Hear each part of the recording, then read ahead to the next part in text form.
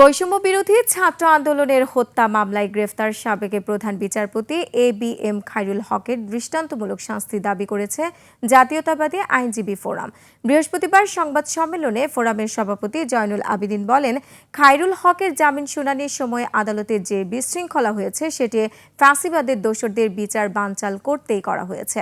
হাকিম মাহির report.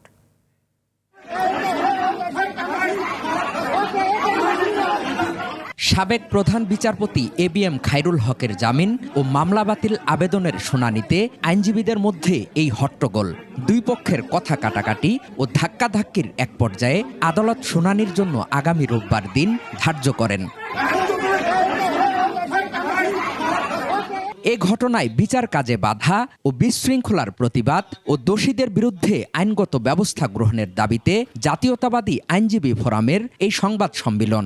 ছাত্র জনতার উপর বুলেট নিক্ষেপ করছিল বা পুলিশ গুলি করছিল, সেই মামলায় যখন আইনজীবীরা যায়, সেই শেখ হাসিনার দোসররা তখন কিন্তু সেই আইনজীবীদের বক্তব্য প্রদানে বাধা প্রদান করেছিলেন।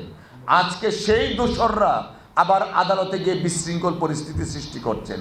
এ সময় ফোরামের সভাপতি জয়নুল আবেদিন বলেন, এই খায়রুল হকের দৃষ্টান্তমূলক শাস্তি না হলে ফ্যাসিবাদের দোসরদের বিচার বানচালের আশঙ্কা রয়েছে।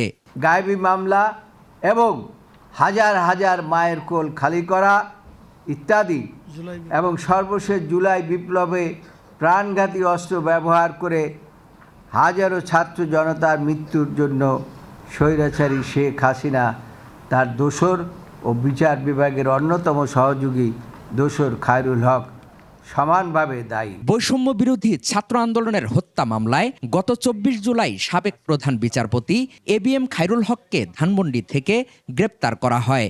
যিনি দেশ ধ্বংস করেছেন, দেশের গণতন্ত্র ধ্বংস করেছেন, বিচার ব্যবস্থা ধ্বংস করেছেন, তাদের জন্য তাদের মায়া কান্না। হাকিম মাহি, 21 টেলিভিশন, ঢাকা।